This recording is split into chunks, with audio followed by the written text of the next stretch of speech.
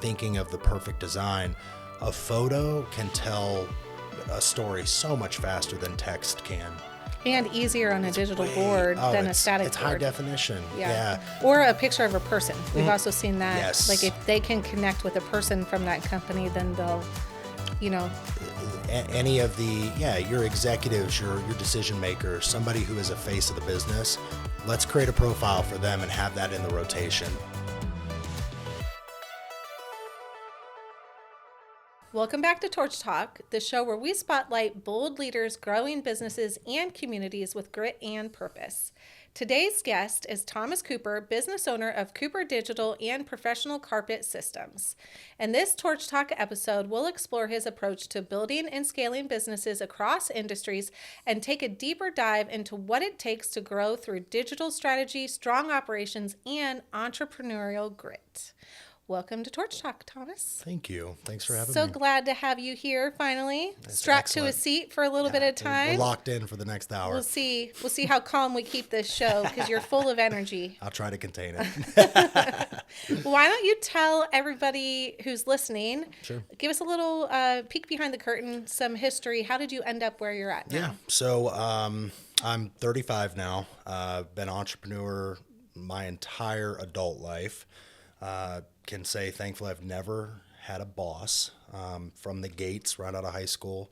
How do you think you would have done with a boss? Probably not well. Most I think I entrepreneurs would are have like said not good step employees. aside. Yeah. So I worked for my stepdad in high school, cleaning carpets. Mm-hmm. And, going through school, you kind of know if you want to go to school, continue education or not. And that was not for me. Bottom of the barrel in the class, very smart, just did not, in their words, did not apply myself whatsoever. So when graduation came, I made a major leap of faith, started a carpet cleaning business. I was 17 when I graduated, so I started it down in Holmes County in Killbuck, Ohio. And that worked for a little bit, wanted something a little bit more. And then along came this midnight idea of buying east of Chicago in Shreve. That's where I grew up. You really went somewhere from Killbuck to Shreve. Two very, very, very small towns. Yes. So the summer of me being 18, I scraped together every possible penny I had, asking grandma, literally anybody to throw me a loan, sold my carpet cleaning van, and I bought east of Chicago. And as we did mention that one, but that has definitely been the pillar and foundation for everything I have now. Mm-hmm. You learn in a restaurant, you really do learn how to be a boss, how to handle every type of situation in any food-based business. You have to wear so many hats, and getting thrown into that at 18 years old, having 15 employees right off the bat, I had never done any of that. And you just learn, it's that fight or flight. And I had spent every penny that I had to go to college. I sold my car, everything, and it wasn't going to fail. So it was 8 days a week in there for 5-6 years. Mm-hmm. And finally saw the light, maybe a first year in, said this is going to work. And actually bought back the carpet cleaning business after I regained my footing again. And for, the next 10 years, ran alongside growing a service business, mm-hmm. and then marketing to Shreve, growing a pizza shop in a very local setting with a competitor who had been the staple, similar to a Lem's Pizza. Mm-hmm. Pizza parlor was a staple. I needed to disrupt that. And it was not overnight, but it was good service. It was consistency. And it was always doing something additional with marketing, advertising, community involvement. And we grew that store from, when I had bought it, it was doing about $200,000 a year. And they were considering shutting it down. I bought it at assets, basically. And I did just sell that business about a year ago, and we crested $1 million the last year, mm-hmm. of my full ownership. So we had tremendous growth. And At the same time, we're building the carpet cleaning business. I'm figuring out, through many trials and error of what works, what doesn't, especially with the cleaning business. You're throwing just dollars at the wall, seeing what's going to stick. We're trying to make the phone ring. And that really, between driving the retail front with the pizza shop and then being a warehouse business that doesn't have a storefront, that has a traveling store, basically, getting people to call me, and you really learn what works and what doesn't. What would you say? Because you've started other things since then, I want to get into that. But if you are looking at just your time in east of Chicago, what are some of your leadership or business lessons that you learned during your time through that? It definitely taught you grit. That's what I'm hearing from you. You learned how to hustle and kind of go through those seasons. What are some of the lessons you're pulling out of that season that you would take into the next season of business for you? Sure. Definitely, being a leader. I walk into so many, especially with Cooper Digital now, I walk in and essentially interview customers that want to be on our billboards. We want to get a feel for how their business operates.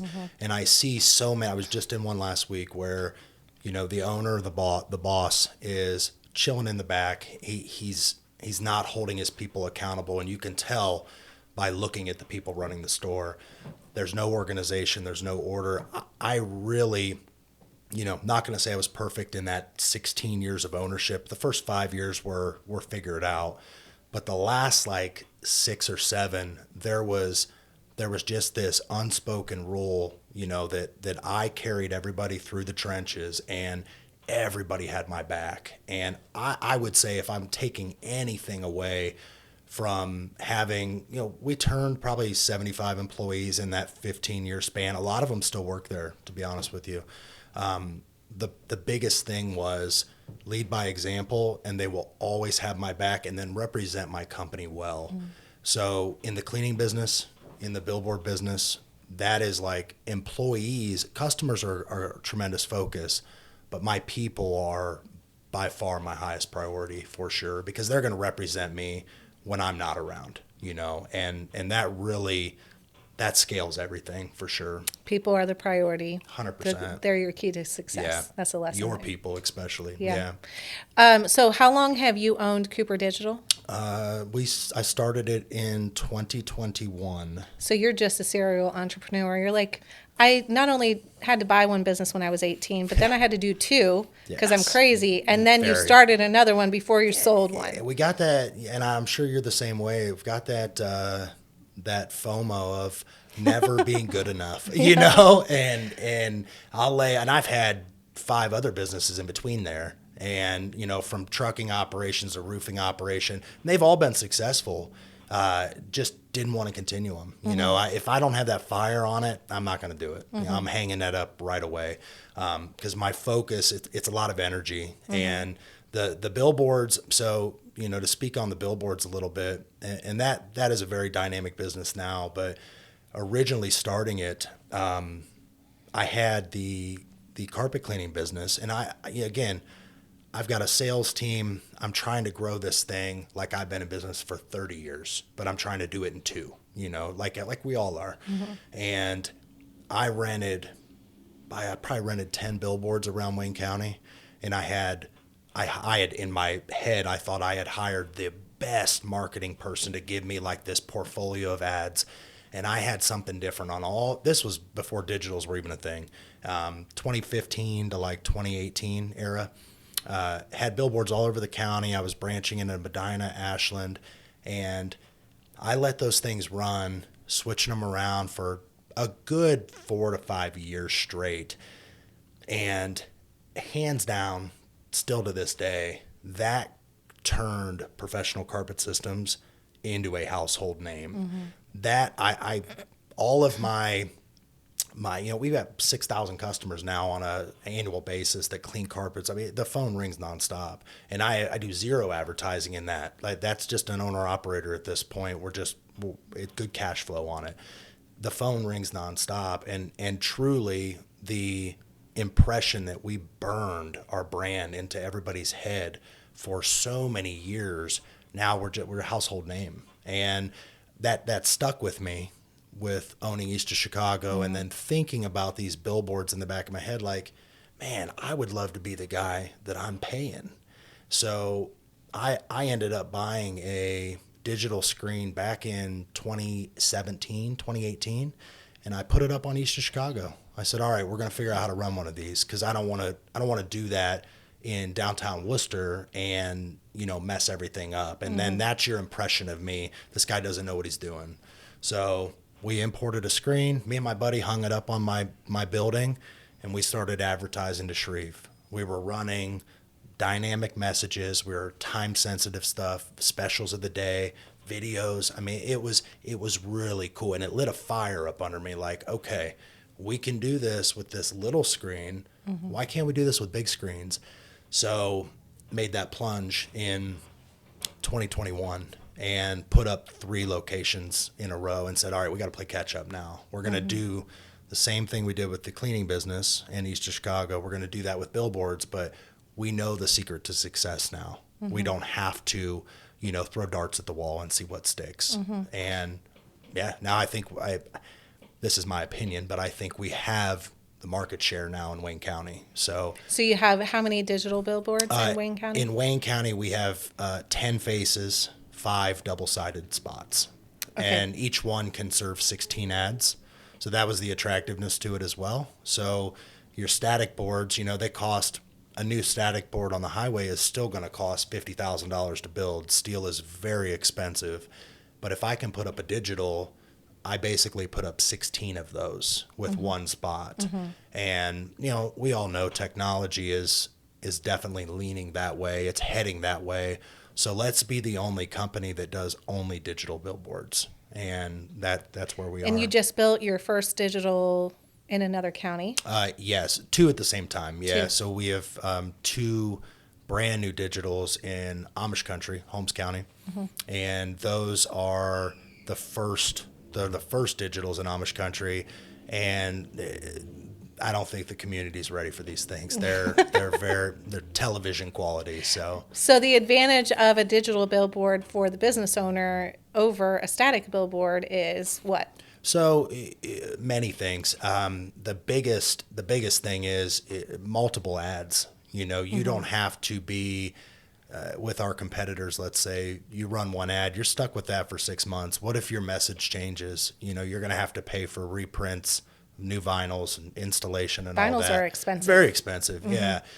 The biggest thing is, and I actually give this case study here with a client of ours, a roofing company. There was, and you're familiar with this, about a month ago, we had tons of storms come in. Immediately, we switched them over to emergency storm cleanup. We have a tree service on our US 30 board.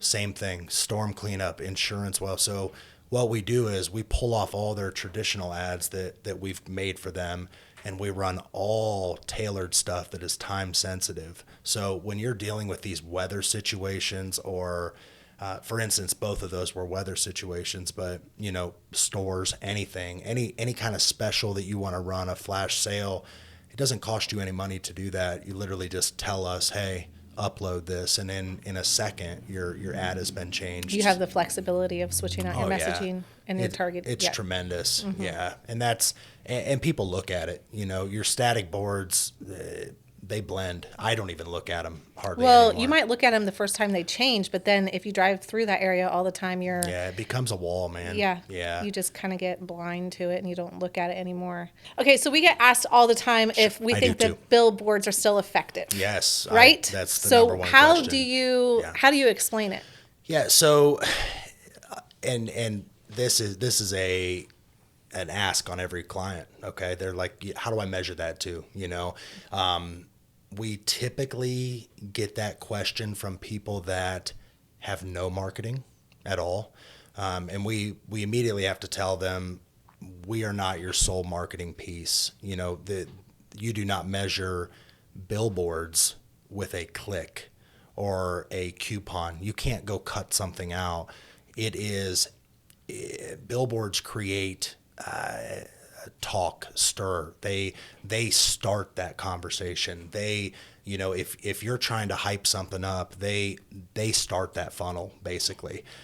They are going to make that customer search your name on Google. They are going to, the Google My Business stuff. They are actually going to remember your name, and that brand identity is gonna happen because of the billboards. It's going to reinforce trust when they actually get ready to go search online, and then they see your ad or your listing, and then they're like, "Oh yeah, but that almost all happens subconsciously." It does. Yeah. They're not putting that in their head, saying, "Oh, I saw that billboard. Now I need to go to Google." It just, the minute you see that roofer for 6 months on US 30 on your drive to work every day, and your sister calls you and says, "Hey, I just had a tree go through my roof. What do I do?" "Oh, I know a roofer." And more importantly, the billboards work. Yes, they complement all of your other marketing.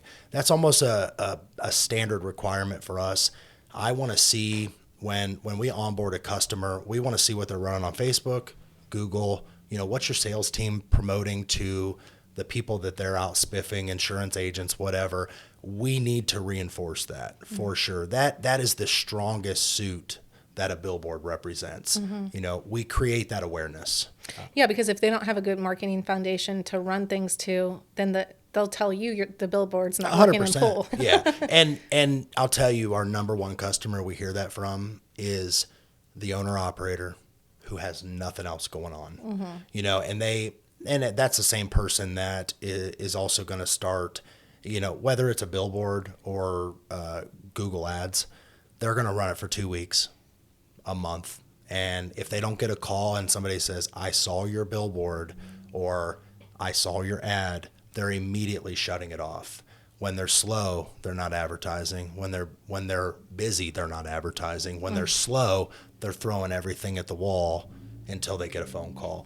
It's the same customer over and over. The large companies that we work with, they know the value. It's, you have to have this laid out, good ads, a good campaign, a year laid out of different ads. Send me your stuff every month, and let's stay ahead of the game, because if you don't, your competitor's going to, for sure. What are your best practices when it comes to billboards that stand out and the messaging really kind of hits home? Yeah, so with the billboards, no paragraphs, first off. We see a lot of that. Stick to one thing. We don't need to know your list of services. Just tell us, tell that customer that you are the best. We don't need to know that you do, roofing, siding, windows, gutters. We already know that. So keep the messaging short and sweet. Contrast is great too. The color differences. I know your guys' ads are very good with the pink and black or pink and white. That customer's driving by at 60 miles an hour. They need to be captured to that billboard. Something has to draw their eye. Absolutely. And a simple message. What about contact information? No, we don't like putting it. Headline, visual, your quick 3-letter, 3-word brand, and your company name. You do not need your phone number on there. It's for brand reinforcement. It's Most people are only going brand to look you up anyway. Yes. I'll tell you, and since you guys have started creating our stuff for us too, the stuff we would get, just paragraphs and paragraphs. I have to say, I want you to drive by and try to read this. And they can't. In their mind, they're thinking, I'm spending $800, $1,000 a month, whatever the price is. And they're like, I have to get everything in here to get my biggest bang for the buck. And they're not really thinking through. Yes. Well, first of all, they're not thinking in the long term. No. They're not thinking I'm going to do this forever, which is really the recommendation. You shouldn't plan to do a billboard for 1 month or even really 3 months. I really don't even like to sell those anymore. You're not going to see a measurable return. That lift that billboards provide is not something that's 2 weeks, unless the only short-term stuff we're running is nonprofit stuff. Or like an event. Yeah, exactly. There's examples where it could be relevant. If you're a service-based business or any really business that's trying to build a brand, don't do a billboard and expect to hear. 6 to 12 months or just continuous, We've got probably, on the 5 locations in Wayne County, I bet we've got 20 businesses that rent all the spots. that have been with us for 4 years. It's not even a question, but those guys are on top of it. They're sending ads a week before the next month. We're getting everything in a rotation. We're not doing specials. We're letting photos tell the story. That's another thing we would tell, a customer to when thinking of the perfect design. A photo can tell a story so much faster than text can.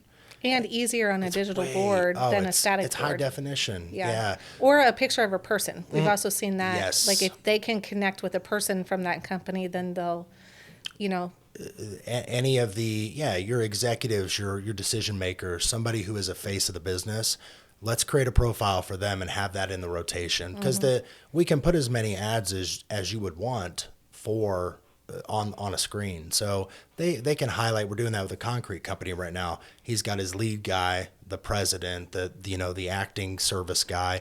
Everybody has their own slide, and it's a meet the team campaign, and it's tremendous. And it also provides a lot of value to the employees within the company too. They see that they're appreciated. You actually spent that time and effort on me to make an ad. That makes them feel good as well.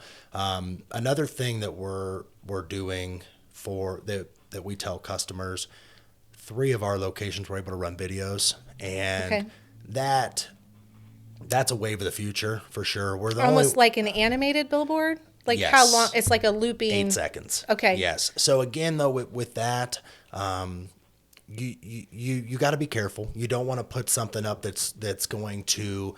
It just needs to almost be just a little more than a photo where I look at it and I immediately know what you're talking about. Like you have a equipment rental company and they have like a Bobcat drive across the screen or something. So like very short. A great case here. The YMCA is great at running animation. So they have one of our smaller boards at a 4-way stop sign. It's perfect. Every one of her ads are animated. So currently we're doing T-ball signups. And what is it? It's a little boy swinging a bat on 50% of the screen. And on the left side is the information. T-ball signups, deadline, YMCA logo. Very, very simple. It's not go here for the T-ball, call this number. YMCA, T-ball, you know what to do. Get on the internet, find who to call. Yes. It's very simple. So it's a great call to action. We've done basketball for them, swimming lessons. I mean, and they're spot on with their animations. We have a tree company that's cutting a tree down. We have a storage facility that just opened up here in Worcester. And the storage doors, those rolled metal doors, it rolls up and their name is inside of it. And it's got an arrow because it's right down the road. Beautiful ads. That's cool. And that's cutting edge. Nobody's doing that stuff. And if that doesn't catch your attention, dude, like that's what I would want my company to have for sure. Yeah. Yeah. We're all struggling with a way to stand out. So if there's a way to do that better 100%. and catch more attention, then it makes the investment better, but also just helps you in the long run. We've got at our Berlin location that starts up next week, there's a buggy ride company. Okay. We've already made his ad for him. It's a horse and buggy going across the screen, and it's an arrow. It's like 3 doors down, traditional Amish buggy rides, walk-ins available. Very simple. But that Amish buggy, it's going to blow people's minds down there. Yeah. We can't wait, Looking ahead, what do you see happening or kind of evolving? So you just mentioned the video ads. How do you see billboards and digital signs changing over the next couple of years? Sure. So the biggest buzzword, AI, of course. I was just down at Infocom and got to see firsthand kind of the stepping stone into that. There's a lot of, and our screens have the technology to do so, but a lot of people, they don't really have real results with it yet. But the AI is able to tailor ads for specific markets on the fly, changing headlines, based off basically tags of owners with phones walking, like driving by. Oh, that's what they interesting. search on Facebook. You're able to, let's say Toyota, it has almost a pool of money for a marketing company, and they say, everybody that's searching for a car right now that has searched for a Highlander, our billboard would have a contract with Toyota, and when that tag gets in a certain, almost like It's a geofence. like a geofence, the transmission of the controller of the billboard would change whenever they are so many feet away and represent It's like a Toyota. the creepy online marketing. It's scary. And you're combining geofencing Yes. with billboard targeting. Okay, so And that is a thing in major markets already. okay. Right? It very much so. It's just it hasn't been readily available for the smaller and individual boards. We're talking 18 months at best right now that's been in existence. Over in Europe, they read license plates, and then they have a full data collection on you. Interesting. So the screens do like the NIR and IR, and they can read everything. And then that links to your personal If we didn't phone. already think that they were watching, now Dude, they are. we always feel the internal conflict a little Yeah. bit. We're like, we want to do all the creepy marketing, Sure. but we also don't want it to be done to us. We don't. Yeah, we want to opt out. So another cool thing that I saw was especially in a city where you like, let's say New York City, or even that's like the most extreme case, but we'll take that for example, where there's a ton of screens in the city, right? And Saks Fifth Avenue is right beside the largest screen at Times Square. The screen taps into the point of sale system and can immediately start labeling, hey, we have closeout on this, we have inventory on this. It's they more can responsive. put the bag up.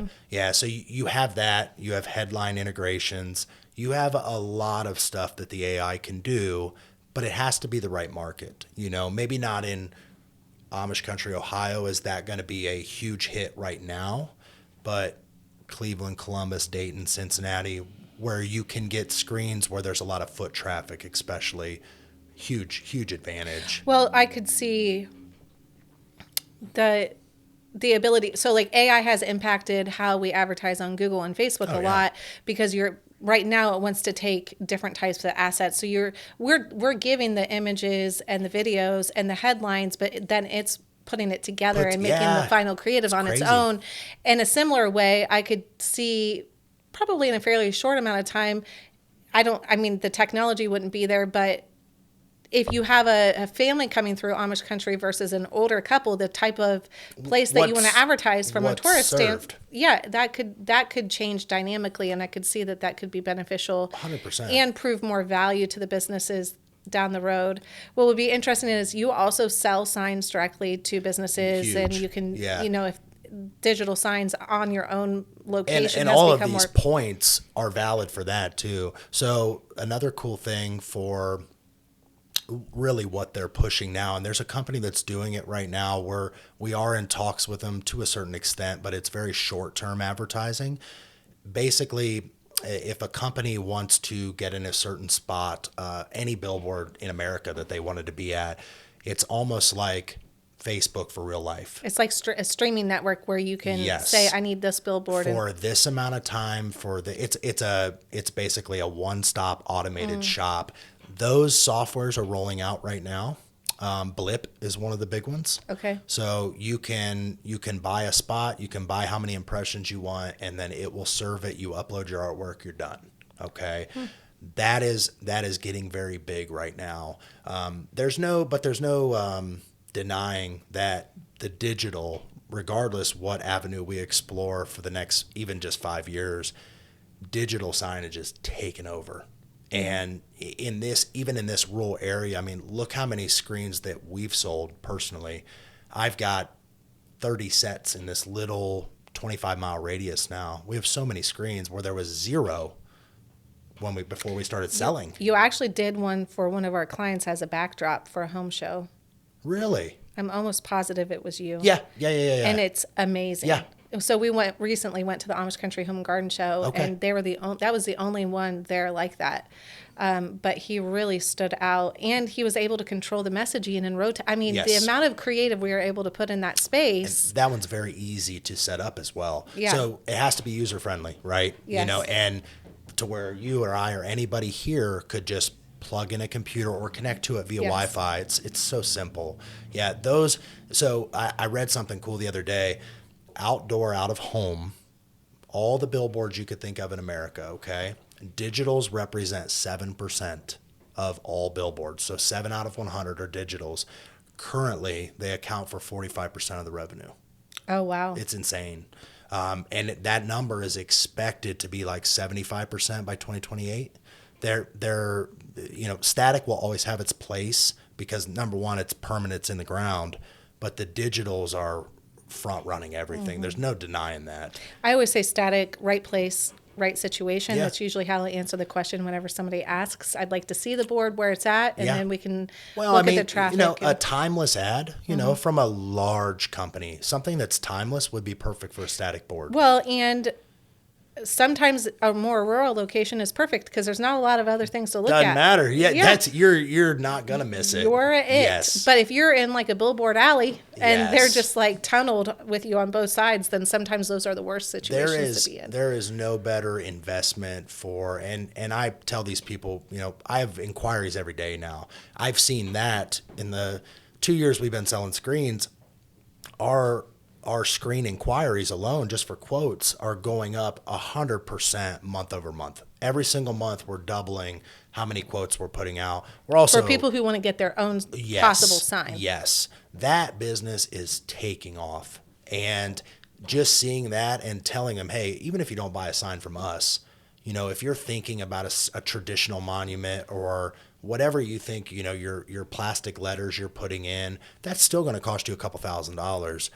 A digital high definition screen that you're putting out front of your store, that's your best tool. It's your best asset. It's your billboard. Mm-hmm. It's literally the loudspeaker of what's inside and what's working inside of that building. And every single business that we have put a screen in for, they're singing the same tune. Mm-hmm. Yeah, once they figure out how to use it, how to maximize the return on it, and they last 10, 15 years. Mm-hmm. They could last indefinitely if you wanted to keep recycling them. But something like that that's working for you 24/7, whether you're having a great day or not, the screen is giving you it's a best representation of your business.